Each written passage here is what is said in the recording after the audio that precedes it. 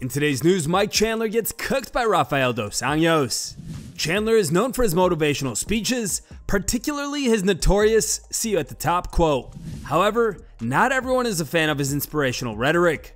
Former UFC lightweight champion Rafael dos Anjos is one of those who has grown wary of Chandler's motivational talks. Dos Anjos has now taken to X, voicing his discontent, writing, "How much is the opportunity to become a world champion worth? For some of us, there is no price on a UFC belt. Mine is certainly not for sale. Chandler should stop his 'see you at the top' motivational speeches. It's embarrassing." Chandler replied, "Cool story, see you at the top." RDA replied, "I've been up here, buddy. Haven't seen you yet." Mark Hunt goes off on Dana White and Hunter Campbell. The legal battle between Mark Hunt and the UFC has dragged on for over 7 years now, with Hunt mostly on the losing side. However, he remains determined to continue the fight. In a recent social media post, Hunt claimed he has instilled a sense of fear and anxiety within UFC brass through his ongoing lawsuit. According to Hunt, they live in constant fear of losing credibility once the truth is out in the open. The former UFC fighter also used the opportunity to mock the promotion's chief business officer, Hunter Campbell.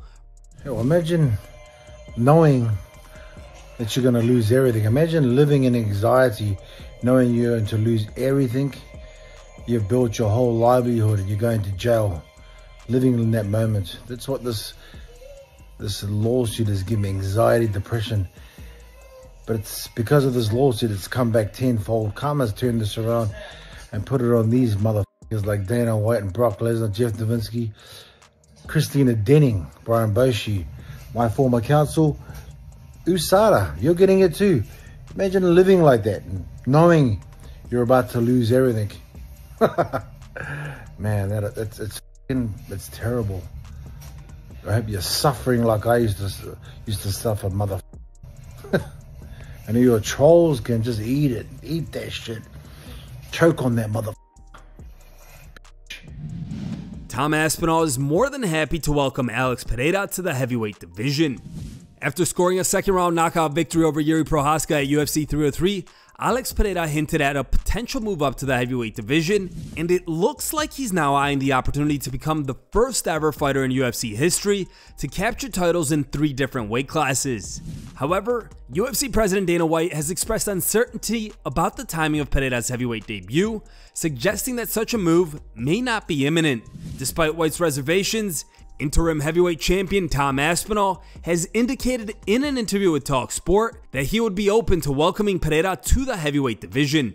As we've seen with me, I'm not shying away from anybody. So if the UFC want to do that, I'm more than happy to do it. But I think as an elite level fighter myself, you can't help but be impressed with what Alex Pereira has done over the past couple of years. You know what I mean? This time, a few years ago, no one knew who he was, and now he's like one of the biggest stars in MMA, one of the best fighters in UFC history, and I really, really respect what he's done. Does that mean that I don't want to fight him? No, I absolutely want to fight him, but I'm sure there'll be a time and a place for it. I'm not jumping ahead of things right now. I'm fighting Curtis Blades now, and if that's what the UFC want to do one day, then we'll absolutely do it. Jon Jones announces his next UFC fight date. Following a lot of speculation, it appears Jon Jones will finally make his Octagon return. He took to social media announcing the date and location of his much-awaited UFC heavyweight title defense against Stipe Miocic, writing, "November 9th, Madison Square Garden. I know it seems like a dream, but it's really happening." Brian Ortega reveals reason behind last-minute UFC 303 pullout. After Pereira vs Prochazka 2 was announced as the main event for UFC 303, Diego Lopez and Brian Ortega agreed to a featherweight bout as the co-main event. In the days leading up to the fight, Ortega revealed that he could not make the featherweight limit of 145 pounds and asked Lopez and the UFC to move the fight up to the 155-pound lightweight range. This was agreed on. Then, on the day of the fight, a wild turn of events occurred. It was announced that Ortega was massively ill and the UFC had to find a last-minute fighter to take on Lopez. To the rescue came Dan Ige, who stepped in to fight Lopez on a half-day's notice. Now, a few days after the event, Ortega has broken his silence, revealing what went down on his end. "I'm feeling much better, thank you all for the love. Come fight week I felt off and I didn't feel right. I thought it was just the residual effects from the cut. I was 178 pounds when I accepted this fight on 15 days notice. Thursday night, after 7 straight hours, I could not break 151 pounds. Later, I would find out that I was battling a fever and I could not break into the final 5 pounds as my body started to shut down. Rather than risking huge health consequences and possibly calling the fight off, thankfully, we were able to move the weight to 155. At weigh-ins, I still felt off, but I was sure it would go away after I rehydrated and ate. Later on that night, I still felt off and was suffering from cold sweats and no sleep. Finally, I fell asleep at 6 a.m. Saturday morning and woke up at 1 p.m. hoping to feel better. I could not keep any food or water down, nor could I stand up to use the restroom. I struggled with my own ego, got on a call with Tiki and Hunter, and I made the decision to call off the fight. I dared to do something crazy for the love of fighting, but I got sick and my body gave out on me. I want to give the fans and my opponents my best performance every time I step into the cage. Diego Lopez, I can only imagine what went off on your side. You have nothing but my respect, and I'll talk to Hunter and Tiki and make this right by you. To the UFC, Dana, Hunter, and the fans, thank you for having my back. Max Holloway fires back at Ilia Topuria over recent accusations. Topuria recently did an interview with Spanish outlet Marca, where he provided some updates on his next fight. According to the champ, the UFC is working on a fight between him and Max Holloway, although Holloway is not yet ready due to family issues. No por mí, no es por mí. Me llamaron de que Max Holloway que estaba teniendo problemas familiares, que luego no podía bajar de peso, luego que quería pelear en la categoría superior. No sé, la verdad, no tengo ni idea. Holloway responded tweeting, "Guys just making things up at this stage, I've been ready." Topuria replied, "Choose a date, choose the way you want me to beat you, and write it here. I am ready to turn off your lights whenever and wherever. Call Dana." Holloway responded, "Been talking to them, brother. You need to check your numbers. Since you said it, The Sphere by Toe Hold. See you soon." Streamer Neon attempts to troll Nate Diaz. During the pre-fight press conference for the Masvidal vs. Diaz bout on Wednesday, a streamer named Neon was granted the final question. Rather than playing it safe, Neon decided to ask the Stockton Slugger whether he would retire if he were to suffer a knockout loss on Saturday. Check out what went down after. When you do get knocked out, are you going to retire?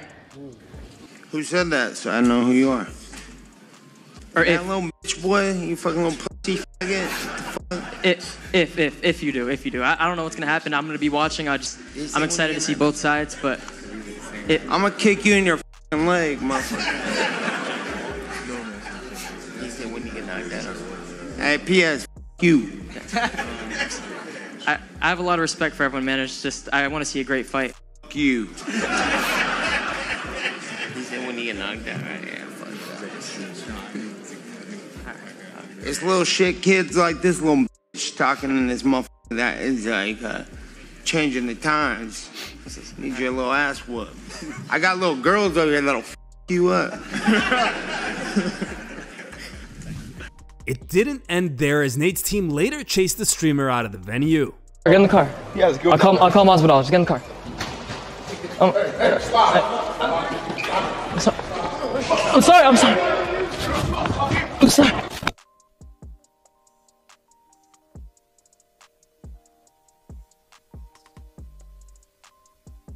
Please, I'm sorry!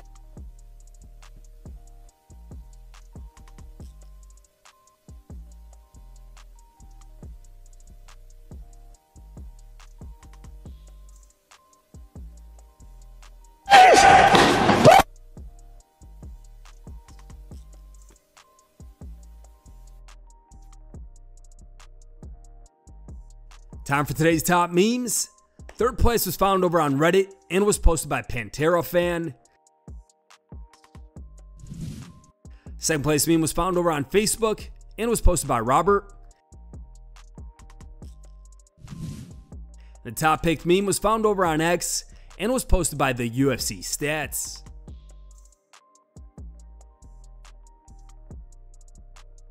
Thanks for watching. If you like the content, smash that like button and don't forget to subscribe to stay in the talk.